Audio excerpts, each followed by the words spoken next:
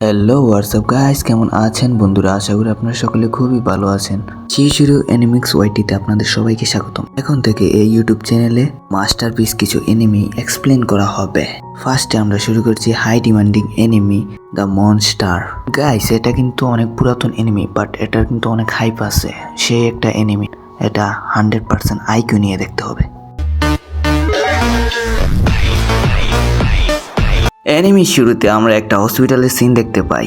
ওই হসপিটালে অনেকগুলো সার্জেন্ট মাত্র অপারেশন করে বেরিয়েছিল, যেই সার্জারিটা অনেক সাকসেসফুল ভাবে কমপ্লিট হয়েছিল। তারপর আমাদের একটা ডক্টরের সাথে পরিচয় করিয়ে দেওয়া হয়, যে এনিমির ফুল মেল লিড ক্যারেক্টারও আপনারা বলতে পারেন। ওই ডক্টরের নাম হলো ডক্টর কেনজো তেনমা। আমরা ওনাকে তেনমা বলে ডাকবো। তেনমা জাপানে বিলং করে, কিন্তু বর্তমানে উনি জার্মানিতে আছে। কাহিনীর সময় 1986 সালে এবং টাইমলাইন জার্মানিতে দেখানো হয়েছে।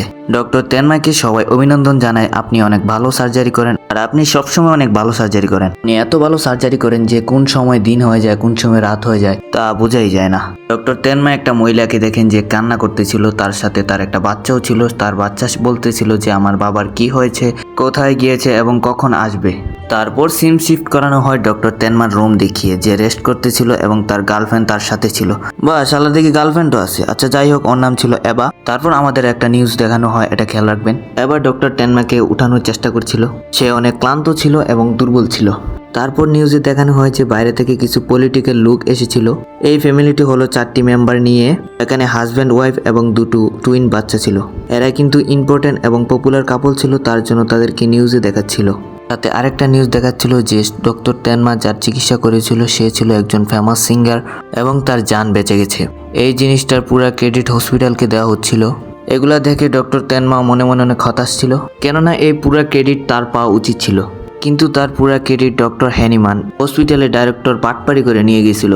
তারপর আমরা জানতে পারি ওনার একমাত্র কন্যা এবা আমাদের তেনমার ভালোবাসার মানুষ। সে ডক্টর তেনমার সাথে এজন্যই ছিল কারণ ডক্টর তেনমা অনেক ভালো ডক্টর এবং ভবিষ্যতে সে চিফ অফ ডক্টরের পদটাও পেতে পারে। বুঝছেন ভাই, মায়া মানুষ। তারপর তেনমা জানতে পারে যে সে যখন সার্জারি করছিল তার পূর্বে আরেকটি অপারেশন ছিল, যেটা এমন একটা মানুষের অপারেশন ছিল যে কনস্ট্রাকশন কাজে আঘাত পেয়েছিল।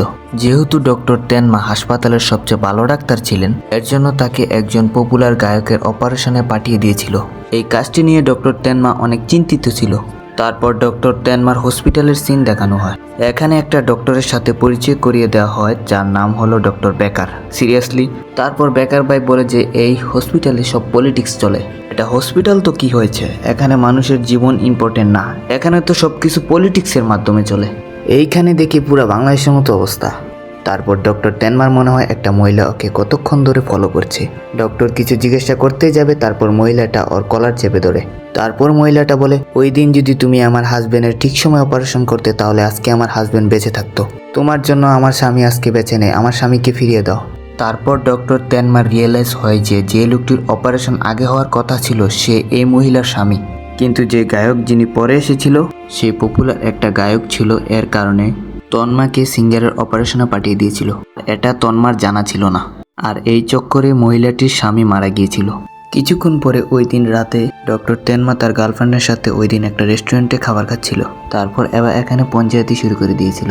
তারপর ডক্টর তেনমা চিন্তায় পড়ে গিয়েছিল যে উনি তো কোনো খারাপ কাজ করেনি, আমি যে অর্ডার পেয়েছি আমি তাই ফলো করেছি, তা আমার তো কোনো দোষ নেই। তারপর এবার বলে, তুমি তো ঠিকই করেছো, তুমি যে অর্ডার পাবে তাই তো ফলো করবে।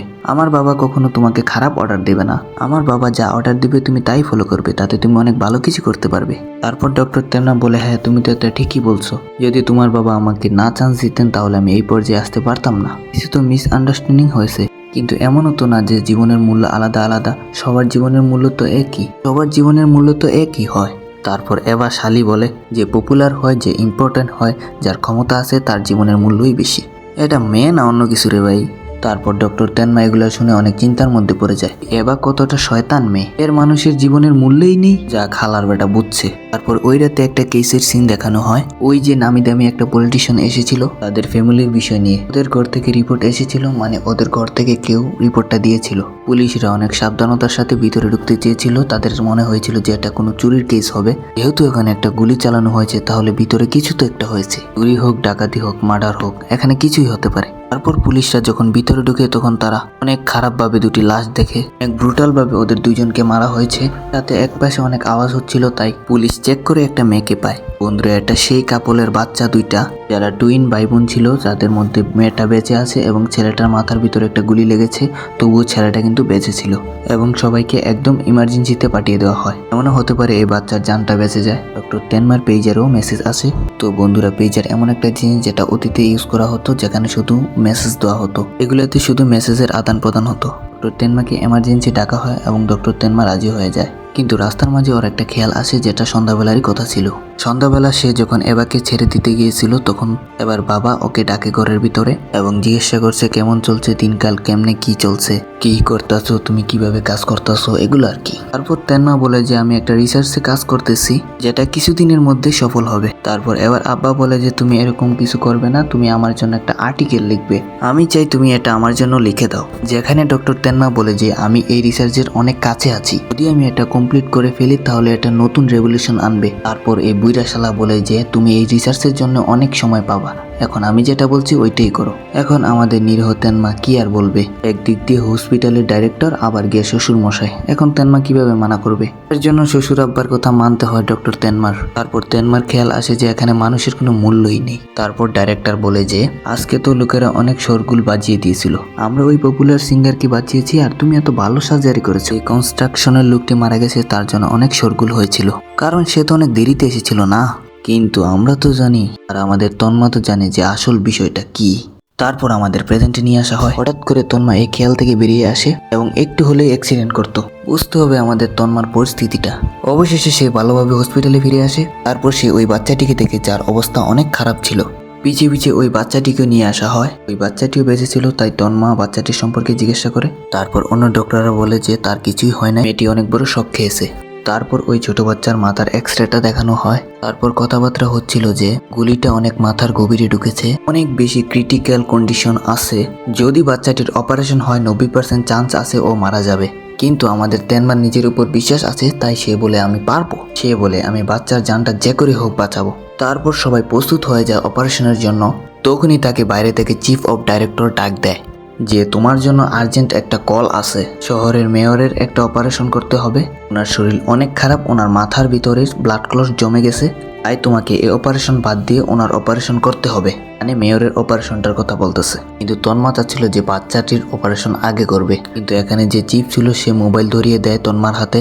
এই নাও, ডাইরেক্টর তোমার সাথে কথা বলতে চায়। কলের ভিতরে আমাদের তন্মার শ্বশুর আব্বা, যে হসপিটালের ডাইরেক্টর, সে বলে আমি যেটা বলছি তুমি সেটাই করো, ওই ছোট বাচ্চাকে অন্য কারোর হাতে তুলে দাও আর মেয়রের অপারেশনটা তুমি করো। তুমি যদি মেয়রকে বাঁচাতে পারো তাহলে মেয়র অনেক ডোনেশন দিবে আমাদের হসপিটালের জন্য। তুমি আমার কথা শোনো, ওই বাচ্চার কোনো মূল্য নেই, তুমি আমাদের মেয়র সাহেবকে বাঁচাও। আর এটা কোনো রিকোয়েস্ট না, এটা হলো আমার অর্ডার। তারপর আমাদের তেনমা অনেক হতাশ হয়ে যায় এবং একদম চুপ হয়ে যায়। সে এখন ভেবে পাচ্ছিল না যে সে এখন কি করবে। কিন্তু আমাদের ডক্টর তেনমা এটা ভাবছিল যে ওই বাচ্চার অনেক ক্রিটিক্যাল সিচুয়েশন, যদি কোনো প্রকার একটু ভুল হয় তাহলে এই বাচ্চাটির প্রাণটি চলে যেতে পারে।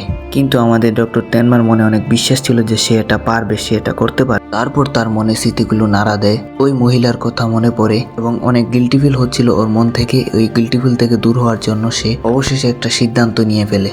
ডক্টর তেনমা এখন ওই ডাইরেক্টরের কথা একদমই মানে না, মেয়রের অপারেশন অন্য কাউকে দিয়ে দেয়। তারপর সে ওই বাচ্চাকে বাঁচানোর জন্য পুরো রেডি হয়ে অপারেশন রুমে যায় এবং অপারেশন স্টার্ট করে দেয়। এর সাথে এপিসোড শেষ হয়ে যায়। তো ভাই, আল্লাহ হাফেজ।